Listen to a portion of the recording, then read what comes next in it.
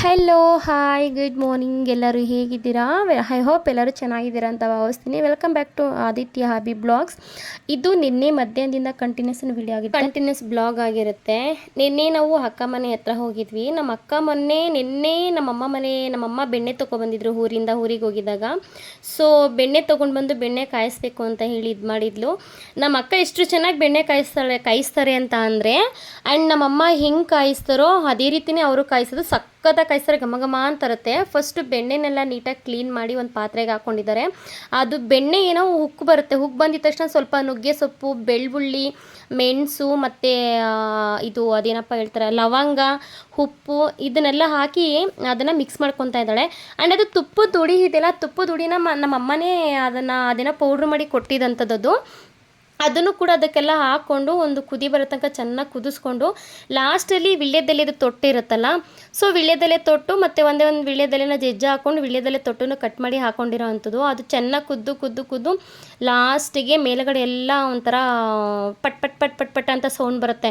ಪಟ್ ಪಟ್ ಅಂತ ಸೌಂಡ್ ಬಂದು ಗುಳ್ಳೆ ಬರುತ್ತೆ. ಆ ಥರ ಗುಳ್ಳೆ ಬಂದಾದ್ಮೇಲೆ ನೋಡಿ ತುಪ್ಪ ಫೈನಲಿ ರೆಡಿ ಆಗೋಯ್ತು. ತುಪ್ಪ ಅಷ್ಟು ಚೆನ್ನಾಗಿತ್ತು, ಅಷ್ಟು ಚೆನ್ನಾಗಿ ಮಾಡಿದ್ರು ಘಮ ಘಮ ಅಂತ. ಆ್ಯಂಡ್ ನಾವು ಅದನ್ನೆಲ್ಲ ಮುಗಿಸ್ಕೊಂಡು ನಾವು ಸ್ಕೂಲ್ ಹತ್ರ ಹೋಗಿದ್ವಿ. ನಾನು ಚಿಕ್ಕ ಮಗಂದು ಅಡ್ಮಿಷನ್ ಎಲ್ಲ ಮುಗೀತು, ದೊಡ್ಡ ಮಗಂದು ಅಡ್ಮಿಷನ್ ಇತ್ತು. ದೊಡ್ಡ ಮಗಂದು ಅಡ್ಮಿಷನ್ ಮುಗಿಸ್ಕೊಂಡು ಬರೋಣ ಅಂತ ಹೋಗಿದ್ವಿ. ಅಂದವೇ ಬರ್ತಾ ಇಲ್ಲಿ ಮಾವಿನ ಹಣ್ಣು ದೊಡ್ಡ ಮೇಳ ಅಂತಲೇ ಹಾಕ್ಬಿಟ್ಟಿದ್ರು. ಹೇಳ್ಕೋಬೇಕು ಅಂತಂದರೆ ಎಲ್ಲೆಲ್ಲಿ ನೋಡು ಉತ್ರಳ್ಳಿ ಸರೌಂಡಿಂಗಲ್ಲಿ ಎಲ್ಲಿ ನೋಡು ಮಾವಿನ ಹಣ್ಣು ಅಂಗಡಿನಲ್ಲಿ ನೋಡು ಮಾವಿನ ಹಣ್ಣು, ರೋಡ್ ಸೈಡ್ನಲ್ಲಿ ನೋಡು ಮಾವಿನ ಹಣ್ಣು, ಈ ಥರ ದೊಡ್ಡದಾಗಿ ಹಾಕ್ಬಿಟ್ಟಿದ್ರು. ನಾನು ಆ್ಯಂಡ್ ನನ್ನ ಮಗ ಈ ಕಡೆಯಿಂದ ಹೋಗ್ತಾ ಇದ್ದಂಗೆ ನಾನು ಚಿಕ್ಕ ಮಗನ ಸ್ಕೂಲಲ್ಲಿ ವ್ಯಾನ್ ಫೀಸ್ ಒಂದು ಕ್ಲಿಯರ್ ಮಾಡಬೇಕಾಗಿತ್ತು, ಮಾಡೋಣ ಅಂತ ಅಲ್ಲಿಗೂ ಹೋಗಿದ್ದೆ. ಅಲ್ಲಿಂದ ಬರ್ತಾ ಮಾವಿನ ಹಣ್ಣು ನೋಡಿದೆ ನಾನು. ನನ್ನ ಮಗ ಈ ಕಡೆಯಿಂದ ಹೋಗ್ತಾನೆ ಮಾವಿನ ಹಣ್ಣು ಬೇಕು ಅಂತ ಹೇಳ್ದ. ಸೊ ಓಕೆ ಎಲ್ಲ ಮಾವಿನ ಹಣ್ಣು ತೊಗೊಂಡ್ವಿ. ಮತ್ತು ಬರ್ತಾ ಮಾವಿನ ಹಣ್ಣು ಯಾವ ಮಾವಿನ ಹಣ್ಣು ಏನೇನು ಹೆಸರು ಅಂತೇಳಿ ನನ್ನ ಮಗನಿಗೆ ಹೇಳ್ತಾ ಇದೆ. ಅಷ್ಟರಲ್ಲಿ ಅಲ್ಲಿಂದ ಬರ್ತಾ ನನ್ನ ಮಗ ಅಮ್ಮ ಐಸ್ ಕ್ರೀಮ್ ಬೇಕು ಅಂತ ಹೇಳ್ದ. ಐಸ್ ಕ್ರೀಮ್ ಕೊಡಿಸೋದು ಹೆಂಗಿರುತ್ತೆ ಅಂತ ಹೇಳಿ ನಾನು ಅಂದವೇ ಬರ್ತಾ ಅಲ್ಲಿ ದೊಡ್ಡ ಲಾಟ್ನೇ ಹಾಕ್ಕೊಂಡಿದ್ರು ತಾಟಿಲಿಂಗು.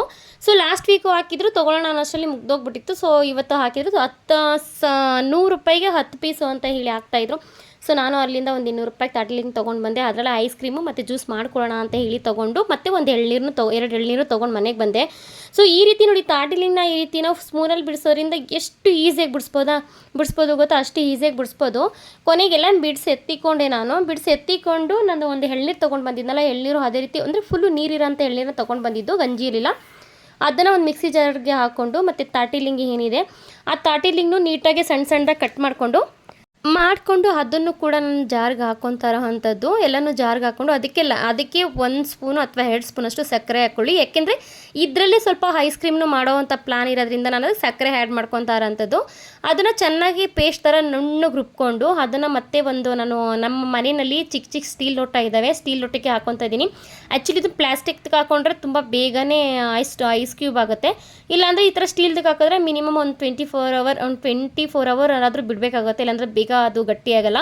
ಇನ್ನು ಮಿಕ್ಕಿದ್ದು ಸ್ವಲ್ಪ ಮಿಗಿಸ್ಕೊಂಡಿದೆ, ಅದಕ್ಕೆ ಮಿಕ್ಕಿದ್ದು ಎಳ್ನೀರನ್ನು ಹಾಕ್ಕೊಂಡು ನೀಟಾಗಿ ಮಿಕ್ಸ್ ಮಾಡ್ಕೊಂಡು ಗ್ಲಾಸಿಗೆ ಹಾಕ್ಕೊಂಡು ಕುಡಿಯುವಾಗಂತೂ ಹೆಂಗಿತ್ತು ಅಂತಂದ್ರೆ ಅಷ್ಟು ಸಕ್ಕತ್ತಾಗಿತ್ತು. ಮತ್ತು ನಾನು ನನ್ನ ಮಗ ಇಬ್ಬರು ಶೇರ್ ಮಾಡಿಕೊಂಡು ಕುಡಿದ್ವಿ. ತುಂಬ ಅಂದರೆ ತುಂಬ ಹೆಲ್ದಿಯಾಗಿರುತ್ತೆ, ತುಂಬ ಹೆಲ್ದಿ ಬೆನಿಫಿಟ್ ಇದೆ ಅದರಲ್ಲಿ. ಯಾಕೆ ಅಂತಂದರೆ ಹೆಣ್ಮಕ್ಳಿಗಂತಂದ್ರೆ ತುಂಬ ಒಳ್ಳೆಯದು. ಆ್ಯಂಡ್ ನಾನು ಮಾವಿನ ಹಣ್ಣೆಲ್ಲ ತಂದಿದ್ದೆಲ್ಲನೂ ಜೋಡಿಸ್ಕೊಳ್ಳೋಣ ಅಂತೇಳಿ ಜೋಡಿಸ್ಕೊತಾ ಇದೆ. ಆ್ಯಂಡ್ ನಾನು ಜೋಡಿಸ್ಕೊಳ್ಳೋಕ್ಕೂ ಮುಂಚೆ ನಾನು ತಂದಿದ್ದು ಜಾಸ್ತಿ, ಅದರಷ್ಟು ಎಷ್ಟೊಂದು ಖಾಲಿ ಮಾಡಿಬಿಟ್ಟಿದ್ದ ನನ್ನ ಚಿಕ್ಕ ಮಗ. ಬಟ್ ಇದು ಚಿಕ್ಕ ಮಾವಿನ ಹಣ್ಣು ಅಂತ ಹೇಳ್ತಾರಲ್ಲ, ಇದು ನಮ್ಮ ಕಡೆ ಜೀರಾ ಮಾವಿನ ಹಣ್ಣು ಅಂತ ಹೇಳ್ತೀವಿ, ಜೀರಿಗೆ ಮಾವಿನ ಹಣ್ಣು ಅಂತ ಹೇಳ್ತೀವಿ. ನಿಮ್ಮ ಕಡೆ ಎಲ್ಲ ಏನು ಹೇಳ್ತಾರೆ ನೋಡಿ, ಕಮೆಂಟ್ ಬಂದು ತಿಳಿಸಿ. ಅದು ಇಷ್ಟಪ್ಪ ಪಿಟಾಣಿ ಇತ್ತು, ಬಟ್ ಆದರೂ ತುಂಬ ಟೇಸ್ಟ್ ಇತ್ತು, ಸಖತ್ತಾಗಿತ್ತು. ಬಟ್ ಆಮೇಲೆ ಚಿತ್ರಾನ್ನ ಮಾಡೋದಕ್ಕೆ ಅಂತೇಳಿ ಸಣ್ಣದೊಂದು ಮಾವಿನಕಾಯಿನೂ ಕೂಡ ನಾನು ತೊಗೊಬಂದೆ. 2 ಮಾವಿನಕಾಯಿ ಅದು 2 ತೊಗೊಬಂದೆ ಫಸ್ಟು. ಮತ್ತು ನಾವು ಬೆಳಿಗ್ಗೆ ಮಾಡಿದ್ದು ಪಲಾವೆಲ್ಲ ಖಾಲಿ ಆಗಿತ್ತು ಅಂತೇಳಿ ಮಧ್ಯಾಹ್ನಕ್ಕೆ ಉಪ್ಸಾರು ಮಾಡೋಣ ಅಂತೇಳಿ ಒಂದು ಕಟ್ ಸೊಪ್ಪು ತೊಗೊಂಡು ಬಂದಿದ್ದೆ. ನೀಟಾಗಿ ಸೊಪ್ಪೆಲ್ಲ ತೊಳೆದು ಕಟ್ ಮಾಡಿ ಎತ್ತಿಕೊತಾ ಇದ್ದೀನಿ. ಅದಕ್ಕೂ ಮುಂಚೆ ಒಂದು ನೀರನ್ನ ಕಾಯೋದಕ್ಕೆ ಅಂತ ಸ್ಟವ್ ಮೇಲೆ ಇಟ್ಕೊಂಡಿರೋಂಥದ್ದು. ಏಕೆಂದರೆ ನಾನು ಸೊಪ್ಪನ್ನ ಕಟ್ ಮಾಡೋಕ್ಕೂ ಮುಂಚೆನೇ ತೊಳ್ಕೊಂಬಿಡ್ತೀನಿ, ಸ್ವಲ್ಪ ವಿನೆಗರು ಉಪ್ಪನ್ನ ಹಾಕಿ ತೊಳ್ಕೊತೀನಿ. ಆ್ಯಂಡ್ ಸ್ಟವ್ ಮೇಲೆ ನೀರು ಇಟ್ಕೊಂಡಿದ್ದೊಂದು ಕುದೀತಾ ಇತ್ತು, ಅದಕ್ಕೆ ಸ್ವಲ್ಪ ಎಣ್ಣೆ ಸ್ವಲ್ಪ ಅರಿಶಿನ ಹಾಕ್ಕೊಂಡು ನಾನು 1/2 ಅವರ್ ಮುಂಚಾಗೇ ಬೇಳೆನ ನಾನು ನೆನೆಸಿಕ್ಕೊಂಡಿರೋ ಅಂಥದ್ದು. ಬೇಳೆನ ನೆನೆಸಿ ಬೇಯಿಸೋದ್ರಿಂದ ಬೇಗನೂ ಕುಕ್ ಆಗುತ್ತೆ, ಬೇಗ ಬೆಂದೋಗ್ಬಿಡುತ್ತೆ. ಅದು ಬೇಯೋಷ್ಟರಲ್ಲಿ ನಾನು ಪಲ್ಯಕ್ಕೆ ಅಂತ ಈರುಳ್ಳಿ ರೆಡಿ ಮಾಡ್ಕೊಳ್ಳೋಣ ಅಂತೇಳಿ ಈರುಳ್ಳಿ ಎಲ್ಲನೂ ಸಣ್ಣದಾಗಿ ಹಚ್ಕೊತಾ ಇದೆ.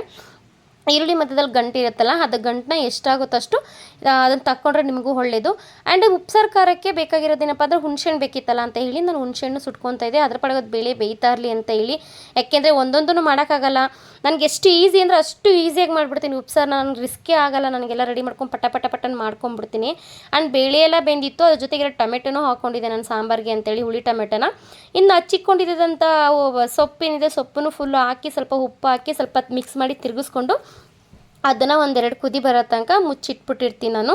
ಅದು ಫುಲ್ಲು ಒಂದೆರಡು ಕುದಿ ಬಂದಮೇಲೆ ಅದಕ್ಕೆ ನಾನು ಅದಕ್ಕೆ ಏನಪ್ಪ ಅಂತಂದರೆ ಅದು ಎರಡು ಕುದಿ ಬರಬೇಕಷ್ಟೇ ಜಸ್ಟ್. ಆಮೇಲೆ ಅದಕ್ಕೆ ನಾನು ತೆಂಗಿನಕಾಯಿ ಹಾಕೊಳ್ಳೋದು. ಪಲ್ಯಕ್ಕೆ ನಾನು ತೆಂಗಿನಕಾಯಿ ಹಾಕೊಳ್ಳಲ್ಲ.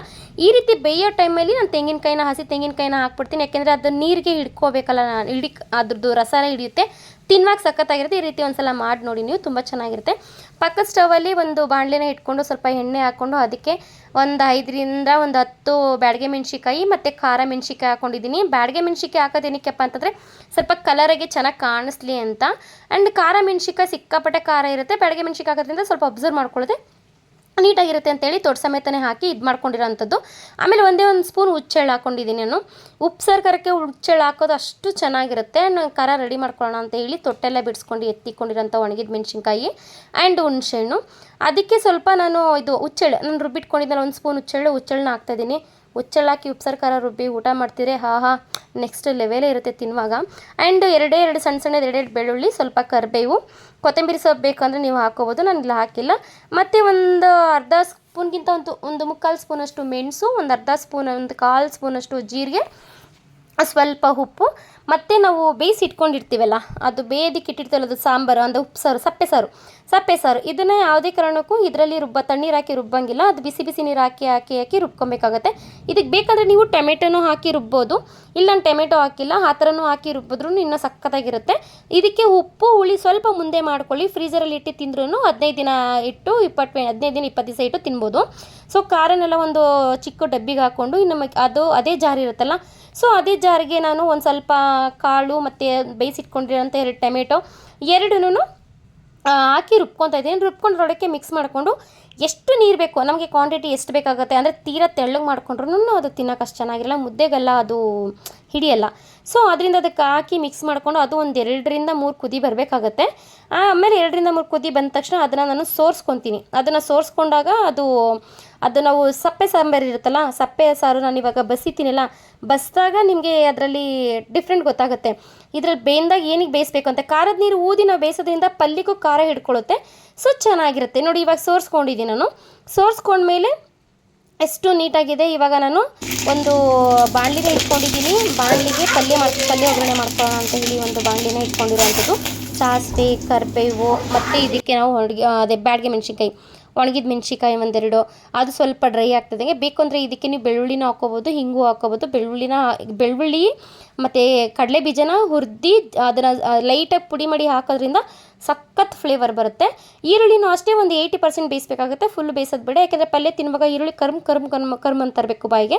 ಸೊ 80% ಬೇಯಿಸಿ ನಾವೇನು ಸೋರಿಸಿಕೊಂಡಿದ್ವಿ ಅದು ಪಲ್ಯ, ಅದು ಸೊಪ್ಪು ಕಾಳು ಇದೆಯಲ್ಲ, ಅದನ್ನು ಅದರೊಳಗೆ ಹಾಕಿ ಮಿಕ್ಸ್ ಮಾಡಿಕೊಂಡ್ರೆ ಉಪ್ಸಾರು ಆಗೋಯ್ತು, ಪಲ್ಯನೂ ಆಗೋಯ್ತು. ಇನ್ನು ಉಪ್ಸಾರು ಪಲ್ಯ ಮುಗಿಸ್ಕೊಂಡು ಎಲ್ಲ ರೆಡಿ ಆಯಿತು. ಸದ್ಯಕ್ಕೆ ಸೈಡ್ಗೆ ಒಂದು ಮುದ್ದೆ ಮಾಡ್ಕೊಂಡಿದ್ದೆ, ಬಿಸಿ ಮುದ್ದೆ ಮಾಡ್ಕೊಂಡಿದ್ದೆ. ಆ್ಯಂಡ್ ಆ ಮುದ್ದೆ ಮೇಲೆ ಸ್ವಲ್ಪ ತುಪ್ಪ ಹಾಕಿ, ಪಕ್ಕದಲ್ಲಿ ಸ್ವಲ್ಪ ಉಪ್ಪು ಸಾಂಬಾರು ಹಾಕ್ಕೊಂಡು, ಪಲ್ಯ ಹಾಕ್ಕೊಂಡು, ಆ್ಯಂಡ್ ಉಪ್ಸಾರು ಹಾಕ್ಕೊಂಡು, ಪಲ್ಯ ಹಾಕ್ಕೊಂಡು, ಖಾರ ಹಾಕ್ಕೊಂಡು, ಸೈಡಲ್ಲಿ ಒಂದೇ ಒಂದು ಮಾವಿನ ಕಟ್ ಮಾಡಿ ಇಟ್ಕೊಂಡು ತಿಂತಾಯಿದ್ರೆ ತಿಂತಿದ್ರೆ ಅದ್ರ ಲೆವೆಲ್ಲೇ ಬೇರೆ ಫ್ರೆಂಡ್ಸ್. ಈ ಥರ ಯಾರು ಮ್ಯಾಂಗೋನ ಉಪ್ಸಾರಲ್ಲಿ ಹಚ್ಕೊಂಡು ನೀವು ತಿಂದಿದ್ದೀರಾ ದಯವಿಟ್ಟು ಬಂದು ಕಮೆಂಟ್ ಬಾಕ್ಸಲ್ಲಿ ತಿಳಿಸಿ. ಯಾಕೆಂದರೆ ನನ್ನ ಮಗ ಅದೇ ರೀತಿಯೇ ತಿಂತಿರೋದು, ನಾನು ಚಿಕ್ಕ ವಯಸ್ಸಲ್ಲಿ ಇದೇ ರೀತಿಯೇ ತಿಂತಿದ್ದೆ. ಸಖತ್ತಾಗಿರುತ್ತೆ. ಹೆಂಗಿರುತ್ತೆ ಅಂತಂದರೆ ಅದನ್ನು ನೀವು ಒಂದ್ಸಲ ಟ್ರೈ ಮಾಡಿಬಿಟ್ಟು ಚೆನ್ನಾಗಿತ್ತಾ ಇಲ್ವಾ ಅಂತ ಕಮೆಂಟ್ ಬಾಕ್ಸಲ್ಲಿ ಬಂದು ಕಮೆಂಟಲ್ಲಿ ತಿಳಿಸಿ. ಆ್ಯಂಡ್ ನಮ್ಮ ಮನೇಲಿ ಮಾಡೋ ಉಪ್ಸಾರು ಇದೇ ರೀತಿಯೇ ಮಾಡೋದು ನಾನು. ಒಂದೊಂದು ಕಡೆ ಒಂದೊಂದು ಥರ ಮಾಡ್ತಾರೆ, ಅದಕ್ಕೆ ಕುದಿಸಿ ಬೇಯಿಸೋದು ಈ ಥರ ಮಾಡೋದಿದೆಲ್ಲ ಮಾಡ್ತಾರೆ. ಸೊ ನಾನು ಅದನ್ನು ಸಪ್ರೇಟಾಗಿ ಮಾಡ್ಕೊಂಡಿರೋ ಅಂಥದ್ದು, ಖಾರ ಬೇರೆ ನೀರು ಬೇರೆ ಆ ಥರ ಮಾಡಿ ಇಟ್ಕೊಂಡಿರೋಂಥದ್ದು. ಈ ವಿಡಿಯೋ ಏನಾದ್ರು ನಿಮ್ಗೆ ಇಷ್ಟ ಆಗಿದ್ರೆ ಲೈಕ್ ಮಾಡಿ, ಶೇರ್ ಮಾಡಿ, ಕಮೆಂಟ್ ಮಾಡಿ, ಸಪೋರ್ಟ್ ಮಾಡಿ please. Thank you so much.